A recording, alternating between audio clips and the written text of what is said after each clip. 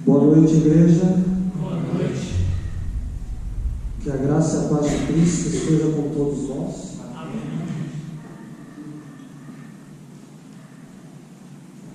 Todos tiveram um dia bom?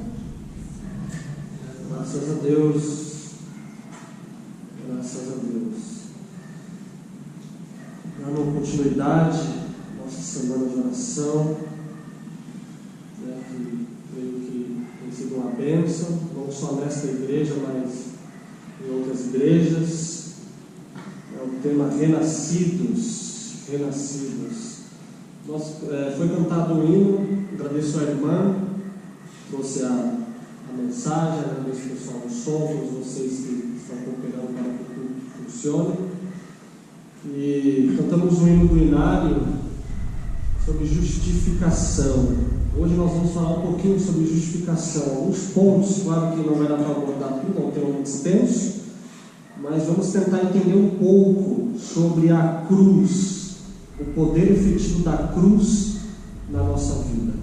Queria que os irmãos curvassem suas frontes, do jeito que estão, com reverência, para termos uma palavra de oração para que Deus abençoe a leitura da palavra. Grandioso Deus, que habita nos altos céus, obrigado, Senhor, por estarmos aqui. Obrigado por teu Santo Espírito nos conduziu até este local. E cremos que tu queres falar uma mensagem a nós. Então abra nossos ouvidos espirituais, nosso entendimento, que possamos, Pai, estar com o coração aberto e vazio de nós mesmos para que o seu Santo Espírito habite em nós. O Senhor abençoe os minutos aqui restantes. Vamos seguir no nome de Jesus. Amém. Ontem nós fizemos um resumão de toda a semana para eu conseguir linkar. Foi a pregação do pregador anterior para mim, então fiz um resumão do grande conflito. E eu gostaria de fazer uma breve recapitulação bem rápida, porque a Bíblia ensina o seguinte, que nós devemos repetir e ampliar. Então nós começamos ali mencionando alguma coisa sobre Apocalipse, que o Cordeiro que foi morto desde a fundação do mundo, não foi somente a execução do sacrifício de Cristo na cruz, se referia a esse sacrifício, não só a redenção do homem, mas também a reivindicação do caráter de Deus perante todo o universo.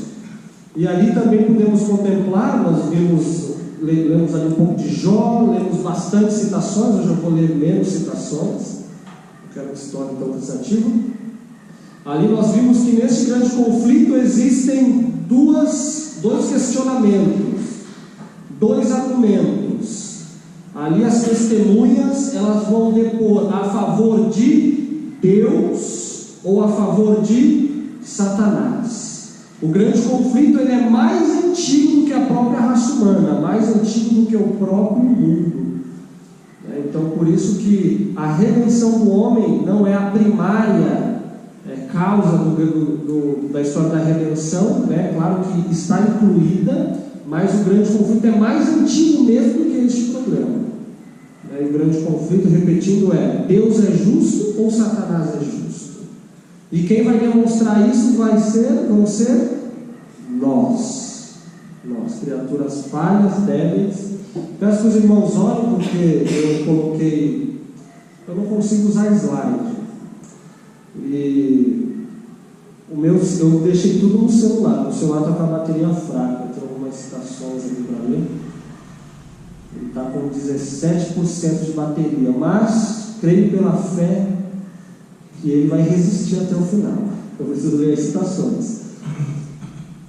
Então vamos lá. Hoje a gente vai ver um pouquinho sobre a cruz do Calvário. Ontem nós terminamos dizendo o seguinte, que Cristo veio a essa terra, viveu como homem e provou perante todo o universo que é possível sim vindicar o caráter de Deus, a sua lei, e que ele veio sim como homem. Nós lemos uma citação no final, e eu mencionei uma outra citação quanto a a pecado, né? Nós mencionamos ali que, infelizmente, existem muitos comentários de que é impossível vencer o pecado, que o pecado é um estado, né? Eu falei que ia trazer uma citação me baseando, né? Citação da Revealed Herald, de 18 de abril de 1907.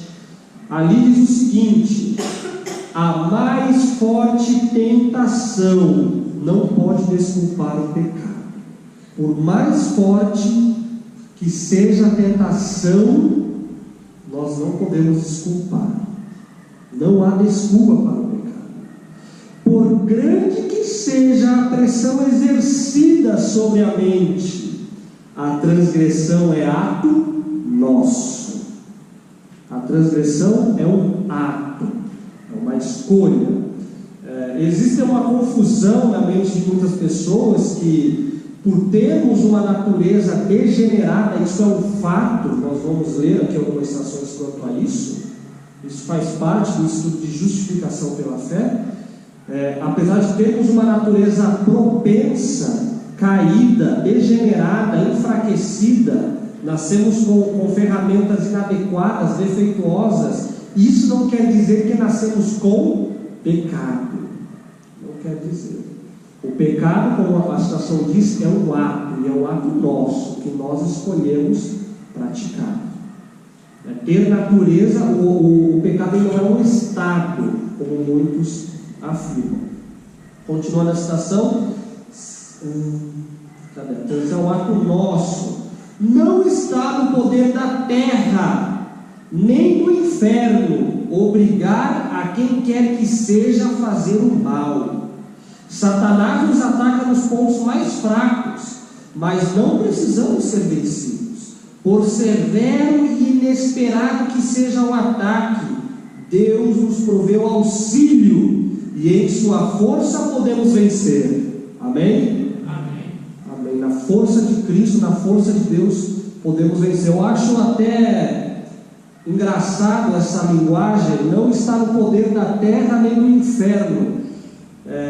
Existem muitas pessoas, é comum nosso, existe uma situação que tem um nome, que é transferência de responsabilidade.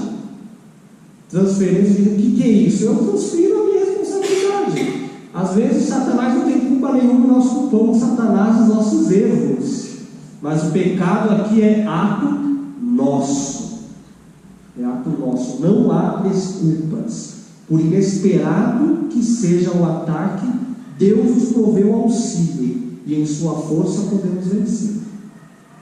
Então, que isso fique claro na mente dos irmãos. Isso é um ponto muito importante, porque se eu pensar que o pecado é um estado, então fica confuso o grande conflito, porque se o grande conflito é vindicar o caráter de Deus, e a lei de Deus é a expressão de seu caráter, e lembra qual foi a acusação de Satanás? Foi que é impossível viver a lei. É impossível viver a lei, essa foi a acusação. Essa acusação permanece até hoje? Sim. A maioria das igrejas nós ouvimos isso, né? Não precisa mais guardar a lei, não precisa mais guardar a lei.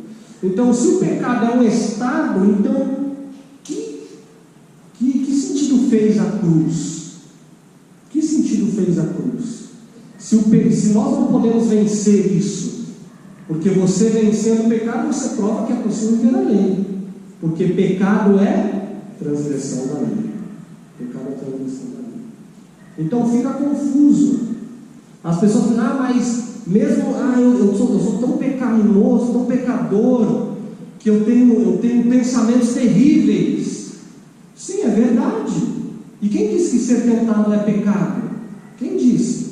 Tentação não é pecado. Jesus foi tentado, ele pecou? Não pecou. A tentação tem uma frase de Lutero que ele diz o seguinte: não podemos evitar com que pássaros sobrevoem nossa cabeça, mas podemos evitar que ele faça ninhos na nossa cabeça, né? Então, não podemos evitar as tentações, né? Não podemos evitar que Satanás venha aqui e fique sussurrando, como o pregador anterior falou, e isso está até especificado no livro do Alejandro Bullion, que um lobo, no caso o pregador usa um leão, né? Um lobo mau e um lobo bom. vai vencer aquele que você alimentar. Vai vencer aquele que você alimentar. Se você alimentar um lobo mau, o que vai acontecer? Ele vai ganhar um lobo bem. E nós vamos ceder à tentação. Nós vamos ceder à tentação.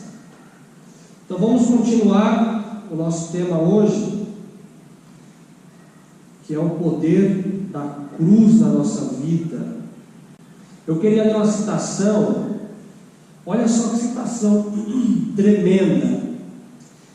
Eu até comentei ontem que eu já vi uma pessoa pregando, dizendo que é impossível viver a lei perfeitamente. Isso é lamentável. Caminho a Cristo, página 62. Temos alguma visita hoje? Que não é adventista? Ok. Olha só essa citação. A condição de vida eterna é hoje justamente a mesma que sempre foi. Exatamente a mesma que foi no paraíso. A condição não mudou. Deus não baixou a norma. O que Ele exige hoje é o que Ele exigia de Adão e Eva no paraíso. Não mudou. E o que Ele exigia? Perfeita obediência à lei de Deus. Perfeita justiça. É isso que Ele requer. É a mesma coisa que Ele requereu de Adão e Eva. É pesada essa citação. Se a vida eterna fosse concedida sob qualquer condição inferior a essa, de perfeita obediência à lei, correria perigo a felicidade do universo todo, e estaria aberto o caminho para o pecado, com todo o seu cortejo de infortúnios e misérias, iria se mortalizar. Então, qual que é o padrão moral de Deus hoje? É o mesmo que Ele requereu de um mundo edênico. De um mundo edênico. Porém, vamos abrir a Bíblia em Isaías. Nós precisamos fazer algumas considerações quanto a isso. Isaías 43, versículo 7. Olha só em que condição Deus fez o homem. Já que Deus requer um padrão hoje, o mesmo padrão que era do Éden, vamos ver como era a situação do homem no Éden. 43, versículo 7. A todos os que são chamados pelo meu nome, e os criei para a minha glória, e os formei e também os fiz. Deus criou o homem para a sua glória. Se formos fazer um estudo aqui na Bíblia e vermos o que é glória, glória são os atributos de Deus. Atributos de Deus é o seu caráter. Então, o ser humano foi feito, não só a imagem de Deus está especificado em Patriarcas e Profetas da história da redenção. O homem não só foi feito a imagem e semelhança de Deus, mas ele também deveria refletir a glória de Deus, o seu caráter. Então, essa foi a condição que o homem foi criado. Satanás veio para quê? Para destruir isso, para obscurecer a imagem de Deus no homem. Olha só essa citação. Caminho a Cristo, página 62. Era possível a Adão, antes da queda, formar um caráter justo pela obediência à lei de Deus. Então, antes de ser criado, ou antes de cair, Adão não precisou da cruz. Jesus não tinha necessidade de ter vindo morrer se Adão não tivesse comido do fruto. Não precisaria ter vindo. Aqui a citação diz que ele não precisava de nada para obter um caráter perfeito, porque ele foi criado à semelhança física e semelhança de caráter de Deus. Então ele não precisava, mas deixou de o fazer devido ao seu pecado. Nossa natureza se acha decaída e não podemos tornar-nos justos. Visto como somos pecaminosos, profanos, não podemos obedecer perfeitamente uma lei santa. Olha só que citação. A gente leu acima que o padrão de Deus hoje é o mesmo do Éden. Só que hoje nós não podemos obedecer uma lei perfeitamente. Olha só, vamos continuar lendo, parece ser complexo. Cadê? Somos pecaminosos, não possuímos justiça em nós mesmos, como a qual pudéssemos satisfazer as exigências da lei de Deus. Mas Cristo proveu o meio de escape, viveu na terra, em meio às provas e tentações, como as que nos sobrevêm a nós. Viveu uma vida sem pecado. Olha só, Eclesiastes 7. Eclesiastes 7, 29. Olha só, eis que o que tão somente achei, que Deus fez o homem reto. Deus fez o homem reto. No original a palavra é perfeito, tá? Porém, eles buscaram muitas astúcias, algumas pessoas, muitas invenções. Então, Deus criou o homem reto. Porém, eles se desvirtuaram. Olha só o que Davi diz no Salmo 119.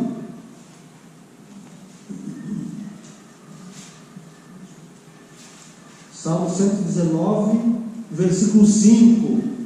Olha, ele próprio admite, e devemos admitir, porque essa é a realidade do homem hoje, é a minha, a sua realidade.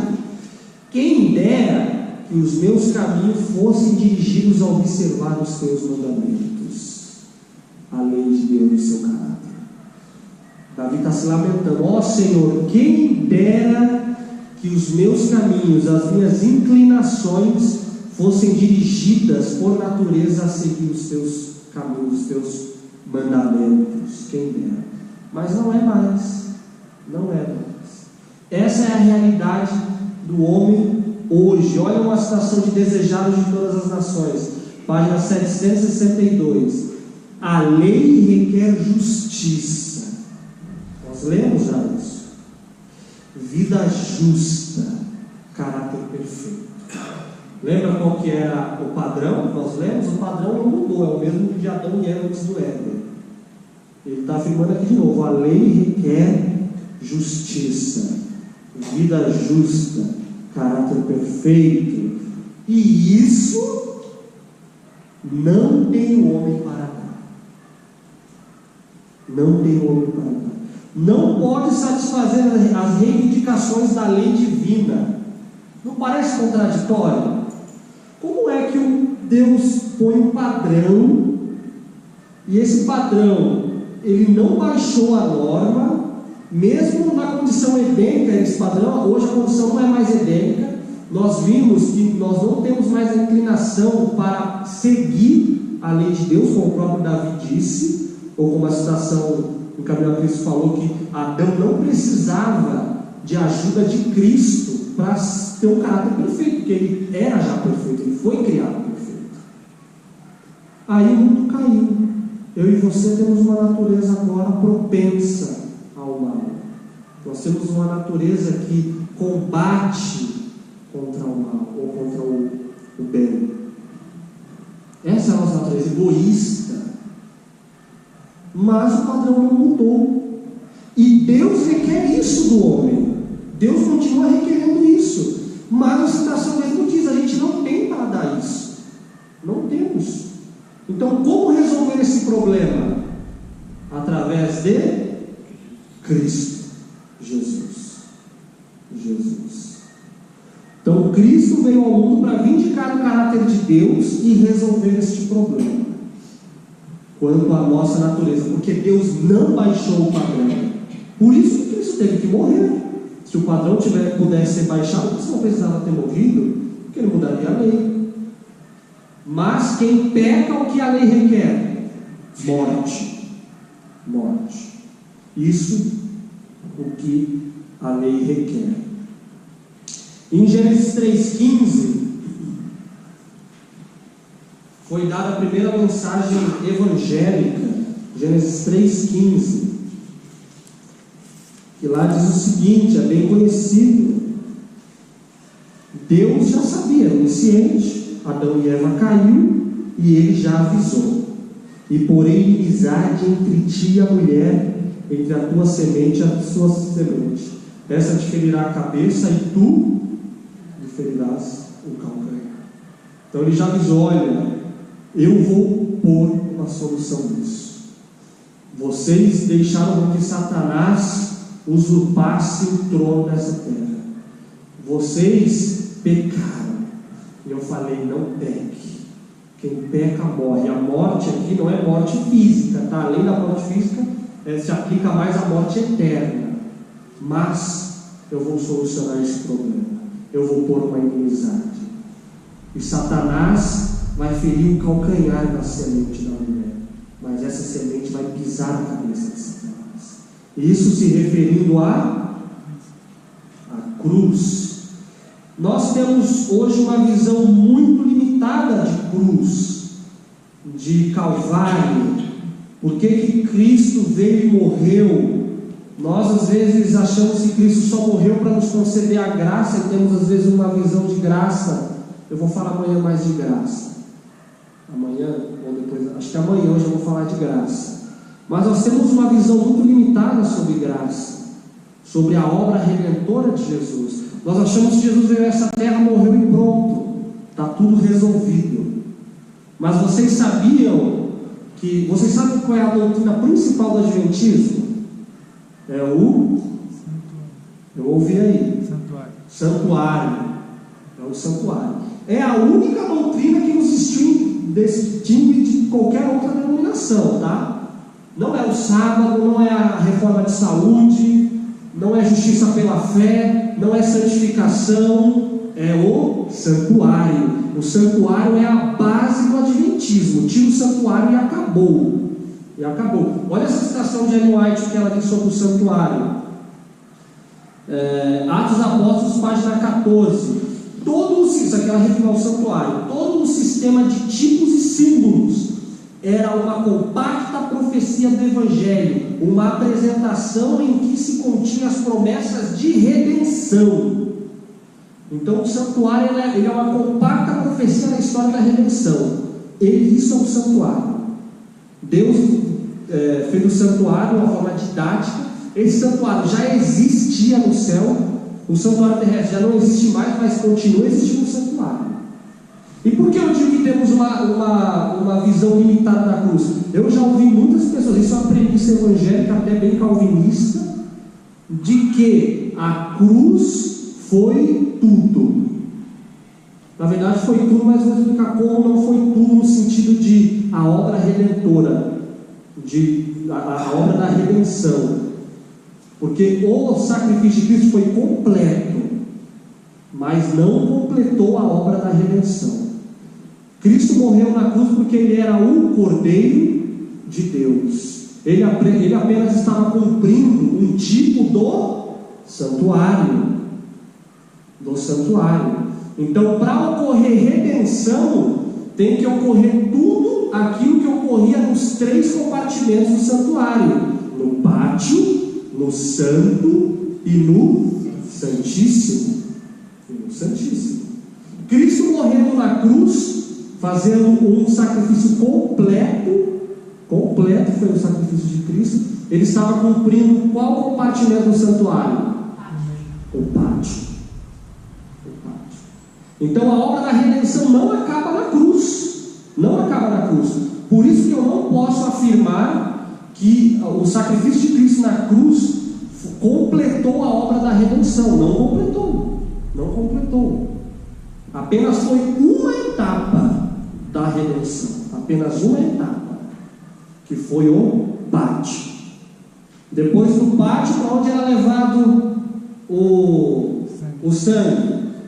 O sangue era aspergido ali no véu, né, e passava também ali na ponta do holocausto e tal, fazendo toda ali uma simbologia. Então eu afirmar que o sacrifício acabou ali, que o sacrifício de Cristo acabou com a obra da redenção, eu desmoralizo o que? 1844. Por quê? Qual é a lógica disso? Em 1844 o que aconteceu? O sumo sacerdote passou do santo para o santíssimo. Então a obra de redenção ela continua até hoje. Então antes da cruz até 1844 Jesus estava no santo, oficiando. E de 1844 até hoje Jesus está no santíssimo. Então nós temos que parar e analisar isso e ter cuidado ao afirmar que a obra da redenção só foi no santo, no pátio, na cruz. A obra, o sacrifício de Cristo foi completo, mas não completou a obra da redenção. E Ellen White, ela diz que todos os movimentos protestantes, eles avançaram até o santo. Jesus morreu e foi para o santo. E dali eles não avançaram mais. Não foram até o Santíssimo. Não acompanharam o Cordeiro, não acompanharam o Filho de Deus em sua obra no Santíssimo. Isso é trágico, isso traz grandes consequências. Na teologia nós temos um termo, que é justificação pela fé. Justificação pela fé foi o ato de Cristo ter morrido na cruz por nós. E tem um outro termo que não é tão usado, eu mal ouço esse termo, que é justiça pela fé. Justiça pela fé avança, tá? Justiça pela fé tem justificação pela fé. Agora, justificação pela fé não. Justificação pela fé foi o ato de Cristo ter morrido na cruz por nós. Isso nos trouxe justificação. E justiça pela fé? O que é justiça pela fé? É a obra contínua de Cristo no Santo e no Santíssimo, principalmente no Santíssimo. E isso traz aplicações diretas em nossa vida. Diretas. Qual o ato direto que a cruz trouxe em nossa vida? Nos justificou. Porque pecamos. Quantos pecados eu preciso para ser jogado no quinto dos infernos? Quantos? Basta um. Todos nós aqui somos pecadores. Quem ousa dizer que nunca pecou? Quem ousa dizer? Como diz a Bíblia, não há homem que faça bem. Eclesiastes 7 diz: não há homem que faça bem e nunca peque. Então não existe. E quem ousa dizer, aí é com Deus. A pessoa é Deus. Mas a pessoa pecou. Por mais que eu pequei, vamos supor que eu pequei, e mesmo assim que eu pequei, eu só cometi um pecado na minha vida, na minha, vamos supor que eu tenho 80 anos, na minha adolescência com 18 anos eu pequei, e esse foi o único pecado, e eu pedi perdão para Deus, e eu, não, Senhor, agora não vou pecar mais. Isso resolve o meu problema? Não resolve o meu problema. Não resolve o meu problema, porque eu pequei. A regra é o seguinte: quem transgride a lei tem que morrer. A lei não requer depois obediência. Você não vai obedecer mais. Por isso nós não somos salvos pelas obras, porque quem pecou merece morrer. Se expia pecado com sangue, só isso. Vou dar um exemplo. Se eu roubei e estou diante do tribunal e o juiz fala: você está condenado, mas eu me arrependi, e me arrependi sinceramente, falo: juiz, eu estou arrependido e eu nunca mais vou roubar, eu vou ser a partir de hoje um cidadão de bem, vou trabalhar, vou ser honesto. Isso paga a dívida que eu tenho com a justiça? Não. O juiz vai falar: eu te perdoo, mas você tem que pagar. A mesma coisa é a lei. A lei não pode fazer mais nada por nós. Nós poderíamos estar debaixo da lei se não a transgredíssemos, mas já transgredimos, já quebramos a lei. Então ela não pode fazer mais nada por nós. O que ela pode fazer por nós é dar o nosso salário. Qual é o salário do pecado? A morte. É isso que a cruz pode nos dar. É isso que a lei pode nos dar. Morte. Só isso. Mas Cristo veio, falou: eu vou morrer, eu vou pagar essa dívida. E só Ele poderia, porque Ele é Deus, Ele tem vida nele mesmo. Ele falou: eu vou provar que é possível viver sem pecado através do poder de Deus, se apegando ao Espírito Santo. Nós lemos isso na citação ontem. E ainda vou pagar a dívida de todos os seres humanos. E todo aquele que crê em mim, eu vou imputar essa justiça nele, eu vou justificá-lo. Aí um outro exemplo, alguns já devem ter ouvido esse exemplo: se eu estou dirigindo, cometi uma multa, quase o mesmo exemplo que eu falei anteriormente. Eu cometi uma infração, quer dizer, e um policial me para e vai me multar, e policial, me perdoa e tal, não vou mais correr. Com a mesma situação, o policial: olha, eu te perdoo, mas a dívida ficou. A dívida ficou. E você precisa, essa dívida precisa ser quitada. Aí o que o policial faz com misericórdia? Eu te perdoo, a dívida ficou, mas eu pago a dívida para você, eu pago a multa. Pode ir embora. Eu coloco essa multa no meu CPF e eu pago essa multa. Então foi isso que Cristo fez por nós. Nós tínhamos uma dívida, não podíamos pagar. Como nós podíamos pagar essa dívida? Muitos vão pagar essa dívida. Como? Morrendo eternamente. Porque o salário do pecado é a morte. Então aquele que não quer pagar porque o preço é alto, ele tem que se agarrar a quem? A Cristo. A Cristo. Então ele fala: ó meu Deus, tenha misericórdia de mim, Jesus, filho de Davi. Só que a justificação ainda não é toda a obra de redenção. A justificação é apenas um dito legal. Cristo falou: ó, você está justificado pela fé. Nós somos justos pela fé, de fato ainda não somos justos. Sabe quando nós vamos tornar justos? Quando diz lá em Apocalipse: e o ímpio, que é ímpio, continue ímpio, e o sujo, suje-se ainda, e o justo permaneça justo. Ali é o martelo. Agora sim você é justo. Por enquanto somos justos pela fé. Vamos ler algumas citações aqui. A bateria do celular vai durar. Olha só essa citação, mensagens aos jovens, página 35. É imputada a justiça pela qual somos justificados. Aquela pela qual somos santificados é a comunicada. Então existem dois tipos de justiça: a justiça imputada e a justiça comunicada. Duas justiças. E a imputada é pela qual somos justificados, é o que Cristo fez por mim na cruz.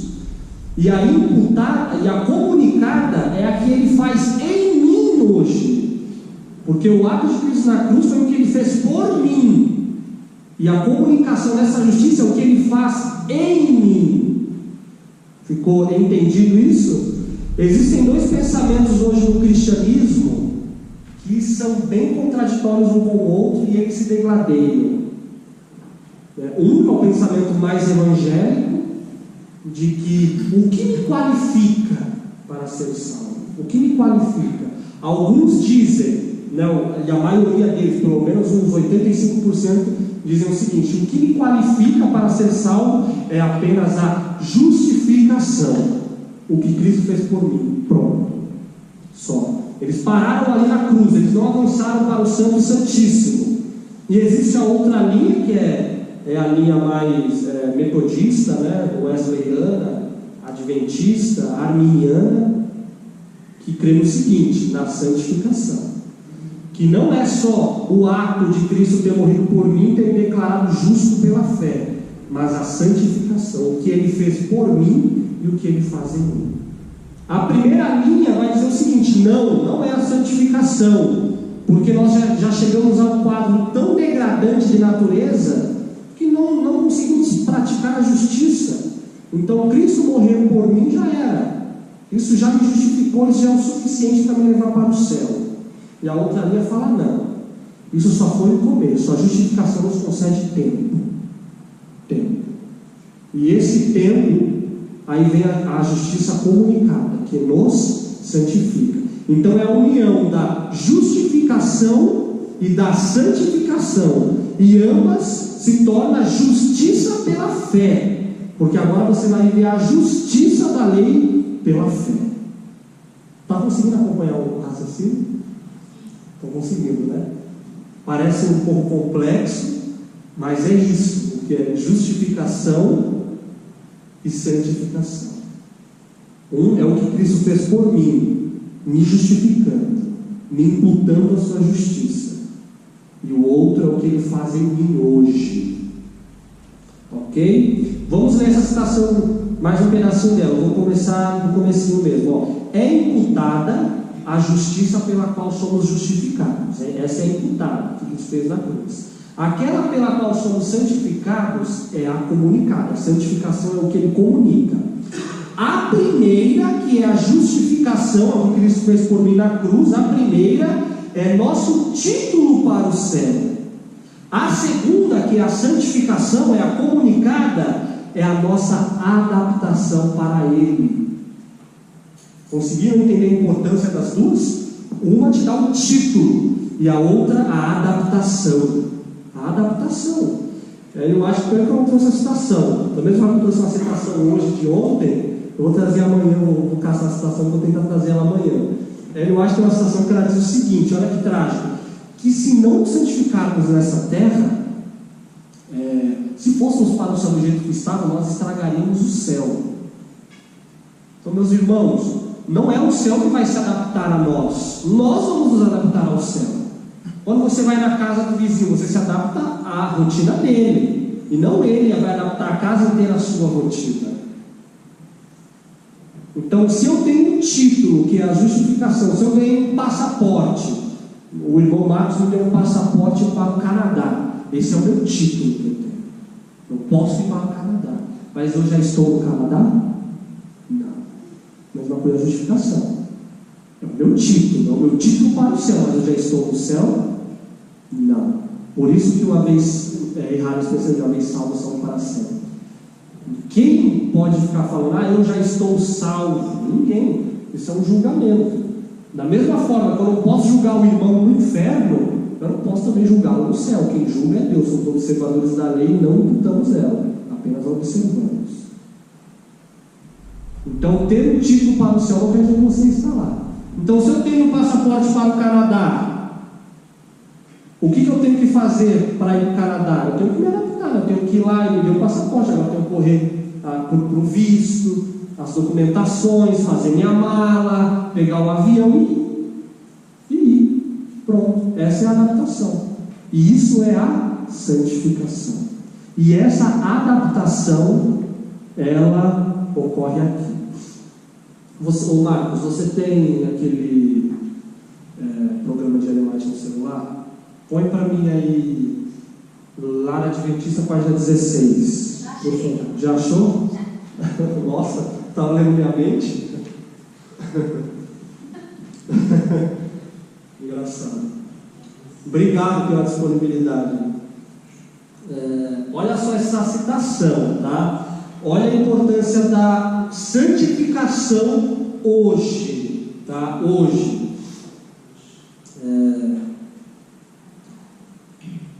Deixa eu ver aqui de onde eu quero começar a ler. Instagram, likes, comentários. Se vos alienastes e deixastes de ser cristãos bíblicos, convertei-vos. Pois o caráter que apresentardes no tempo de graça será o tempo de graça é agora, será o caráter que tereis por ocasião da vinda de Cristo. O caráter que temos aqui hoje é o caráter que vamos apresentar lá. Cristo precisa voltar literalmente para voltar para alguns? Não. Basta estar vivo para morrer. Morreu, Cristo voltou para você.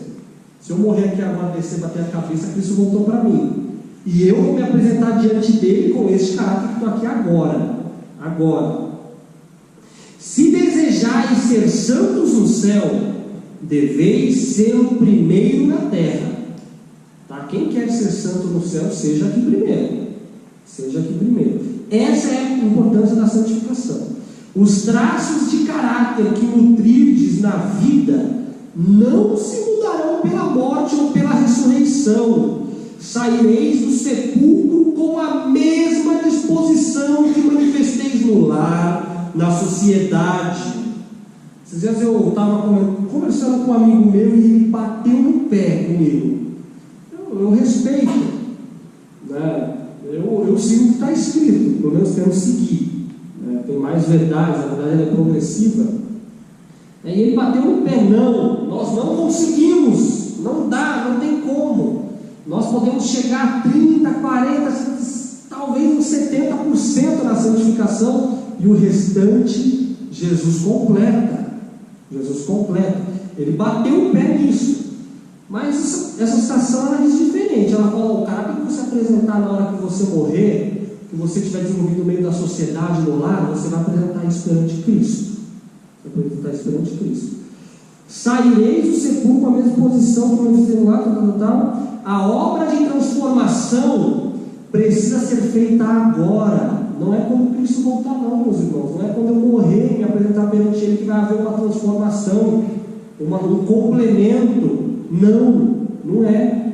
É agora. Vocês vão falar agora. Nossa vida diária está determinando o nosso destino. Então, essa é a importância da santificação. Se eu só me agarro na justificação, que ela é extremamente importante, começa nela, tá? É ali que começa. Cristo morreu na cruz, é o primeiro compartimento, é importantíssimo. Sem aquilo não há a cruz do Calvário. Em Zacarias 12, eu não vou ler, não vai dar tempo, mas depois eu leio, se eu tiver tempo eu leio. Zacarias 12 mostra ali, ou é 10, depois a gente procura, quando as pessoas realmente olham para a cruz e se constrangem com a cruz, e há aquele constrangimento no coração, quando eles entendem a justificação, aí avança para o seguinte passo, que é a santificação. Então começa na justificação, mas a santificação, meus irmãos, ela tem um papel fundamental, e ela sim é um dos critérios, tá? É um dos critérios. Hebreus 12:14, é muito conhecido esse versículo. Hebreus 12:14, olha o que diz sobre a santificação. Hebreus 12:14. Segui a paz com todos e a santificação, sem a qual não veremos a Deus. Então, sem santificação, ninguém verá Deus. Então, o que me qualifica para ser salvo?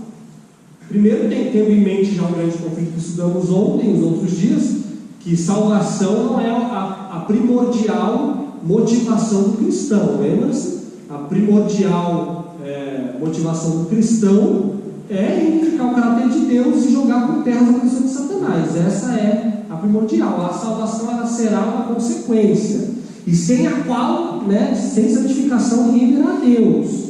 Tá bom? 1 Tessalonicenses 4:3. 1 Tessalonicenses 4:3. Porque esta é a vontade de Deus. E qual é a vontade de Deus? A vossa santificação. Essa é a vontade de Deus para mim e para você. Agora, uma pergunta. Eu já tive alguns problemas, até na igreja, dentro da igreja mesmo, com alguns irmãos. Isso é triste, não deveria ter esse problema.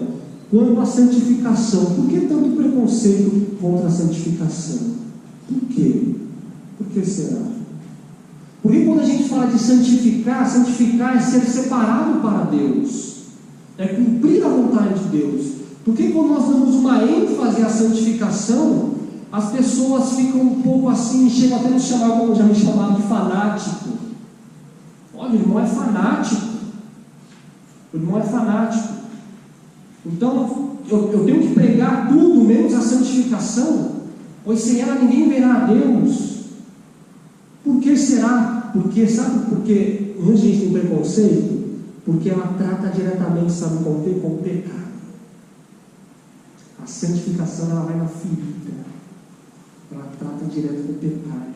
E a coisa mais difícil é tratar com o nosso pecado. Isso é difícil.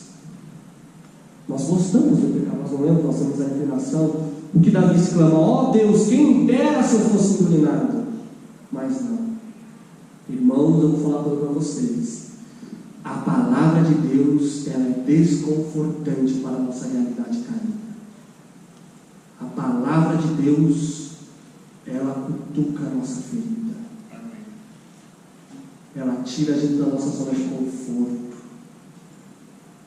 Irmão, quem está na igreja e se sente bem, eu vou ler algumas citações em um versículo em Jó sobre isso. Aquele que se sente bem, fique preocupado. Fique preocupado. Porque quanto mais, isso é muito claro, quanto mais nós chegarmos a Deus, quanto mais termos um deslumbre de quem é Deus, nós vamos ver a sua santidade e a minha pequenez. Eu vou perceber quão impuro eu sou, quão elevada é a norma dele, porque ele não baixou a norma dele continua a mesma desde o Éden, e quão falho e degenerado eu sou. Deus é aquele personagem que é descrito neste livro, em que anjos, serafins santos velam o rosto diante dele e diz: santo, santo, santo é o teu nome. Esse é o Deus a quem servimos. Aonde Isaías 59:2 diz que ele não está surdo nem cego, e quando ele não responde o povo, sabe por que é? Porque as vossas iniquidades fazem separação entre vós e o vosso Deus, os vossos pecados encobrem o seu rosto de vós, para que não vos ouça. Isso é o que diz a Bíblia. Deus é tão puro de olhos que não pode contemplar o mal. Então Satanás não quer que preguemos a santificação. Satanás quer que preguemos um evangelho diluído, um evangelho que encha igrejas, um evangelho que forme cristãos indignos. É isso que Satanás quer. Satanás não precisa que você o sirva deliberadamente. Nós vamos estudar um pouquinho isso mais à frente, talvez sábado. Satanás não quer que você o siga 100% deliberadamente, basta um pontinho. Agora, com Deus é diferente. Ou vale tudo, ou vale nada. Ou vale tudo, ou vale nada. Então, por isso que existe essa teologia diluída, falsa, em que o requerimento para a salvação é apenas a justificação, é apenas o título, o título para ir para o céu, você já está no céu, uma vez salvo, o céu apareceu, vamos lá, Cristo morreu por mim, não precisa fazer mais nada, ou ele vai completar o resto que faltar. Não, ele concede escape para nós. Deus é poderoso ou não é? Ele é poderoso, e amém por isso, e ele é poderoso para nos santificar. O que ele exige, ele ajuda-nos a cumprir. Ele ajuda-nos a cumprir. É muito triste, irmão, e é muito desconfortável tratar do pecado. Quando a gente lê e fala: meu Pai do céu, eu tenho que largar isso. Meu Pai do céu, mas eu gosto tanto disso. E devemos ser sinceros a Deus. Deus quer que nos ajoelhemos e que peçamos as coisas para Ele. Ele quer, não porque Ele não saiba, porque isso faz bem para nós. Isso faz bem para nós. Eu admitir a minha incapacidade. Falar: Deus, eu errei. A mesma coisa com Caim. Caim matou Abel. Caim feriu Abel. Deus sabia? Sabia. E o que ele perguntou para Caim? Onde está teu irmão? Onde está teu irmão? E antes disso ainda, olha, por que você está triste? Deus sabia que ele estava triste. Mas sabe o que Deus quer? Deus quer que tratemos com o nosso pecado. Caim estava irado, magoado, inveja. E Deus queria que ele tratasse com esse pecado. Falou: cara, o que está acontecendo? O que está acontecendo? Se você fazer o bem, você vai ser aceito. Se fizer o mal, o pecado jaz à porta. E a ti cabe combater o teu desejo, porque senão ele vai dominar sobre ti. Então Deus, ele quer dialogar conosco da mesma forma que dialogou com Caim. Ele quer que reflitamos: ó Pai amado, é tão difícil. Ó Senhor, eu errei, eu magoei meu irmão. Olha, eu tenho feito isso, eu tenho feito aquilo. Então Deus, ele quer que tratemos com o nosso pecado, meus irmãos. Porque essa foi a questão levantada no grande conflito. O pecado é a questão da lei. A lei é o caráter de Deus. E Satanás diz que o caráter de Deus é defeituoso, e sua lei não precisa ser vida. Então por isso que ele não quer que preguemos essa mensagem de santificação. Só justificação basta. Mas lembremos que o santuário é a nossa base, é uma compacta profecia. E hoje Cristo está onde? Nos santos dos santos, purificando o santuário de todo o pecado. E quando acontecia o Yom Kippur, este dia da purificação, o que Israel inteiro em massa estava fazendo? Em contrição de coração, orando, jejuando. E era a lei: aquele que fosse pego, que não estivesse em contrição de coração, o que acontecia? Era extirpado do arraial. Era extirpado do arraial. Então hoje vivemos o antítico dia da expiação. E como o Israel espiritual que somos, devemos fazer o que hoje? Contrição de coração. Analisar, fazer uma autoanálise. Falar, meu Pai, o que está faltando? O que está faltando? Muitos não falam da mensagem mesmo de Cristo, a missão de Cristo. Antes de Cristo vir a este mundo, quando o anjo foi dar notícia a Maria, ele já deixou bem claro qual seria a missão de Cristo. Vamos lá em Mateus 1,21, a missão de Cristo. E olha o que o anjo disse para Maria, falou, você vai ter um filho, e dará à luz. Mateus 1,21, e dará à luz ao filho, e chamarás o seu nome qual? Jesus. Por quê? Porque ele salvará o seu povo dos seus pecados, não nos seus pecados. Jesus veio nos salvar dos nossos pecados. Essa é a missão de Jesus. Jesus veio nos justificar, nos dar tempo e veio nos comunicar a sua justiça para que nos santifiquemos. Olha essa citação.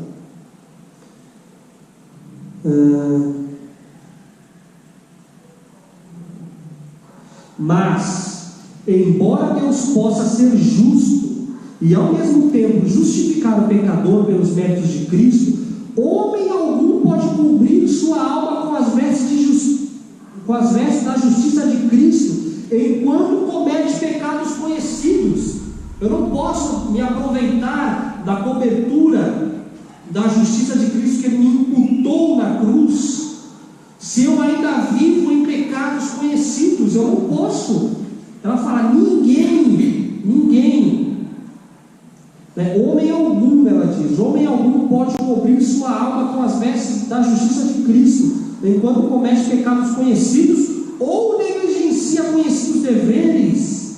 Deus requer, meus irmãos, completa entrega no coração, completa. Antes que possa ocorrer a justificação, então olha só, antes mesmo da justificação, que é a primeira fase, é o que Ele fez por mim na cruz, e para que o homem conserve essa justificação, tem de haver obediência contínua, mediante ativa e viva fé, que opera por amor e purificado.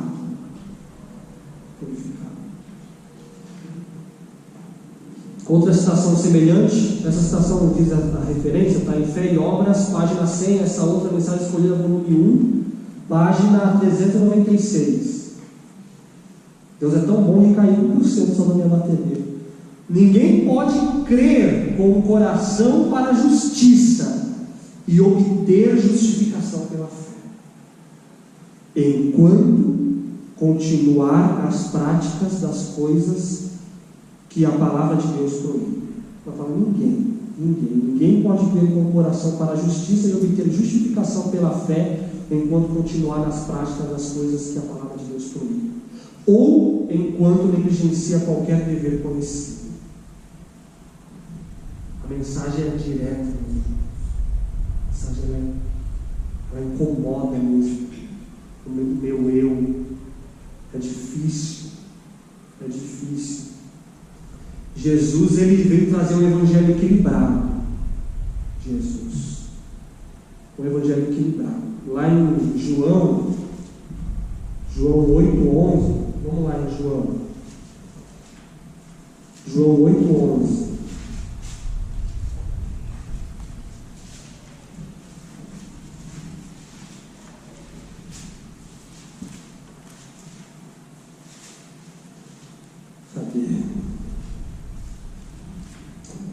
Contextualizando, os irmãos já conhecem o capítulo de João, a mulher adúltera, ela foi pega no terra, ela pecou,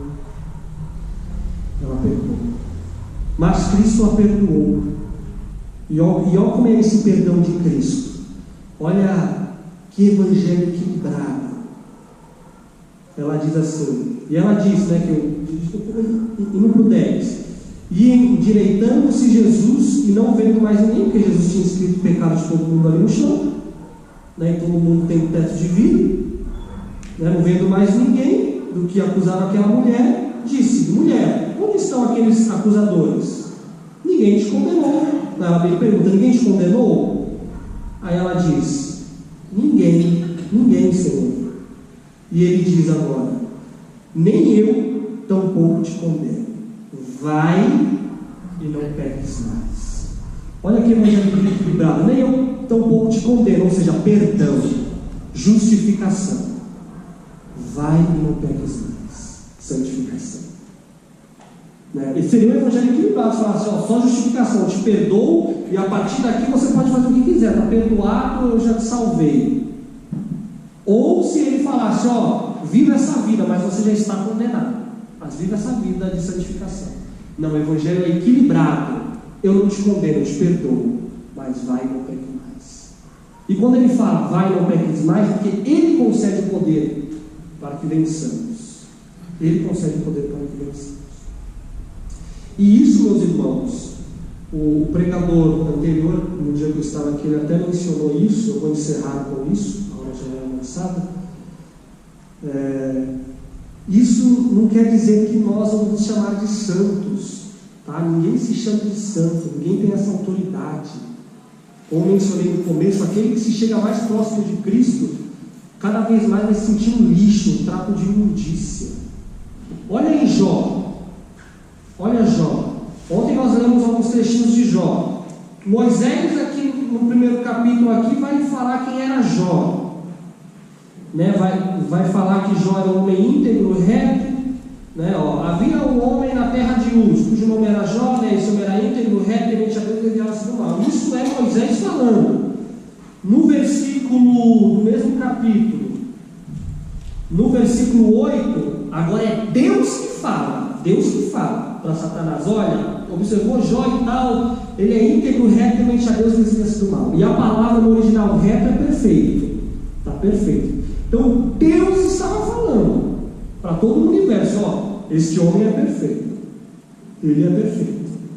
E mais para frente no capítulo 2 ele repete a mesma coisa, porque Satanás vai lá e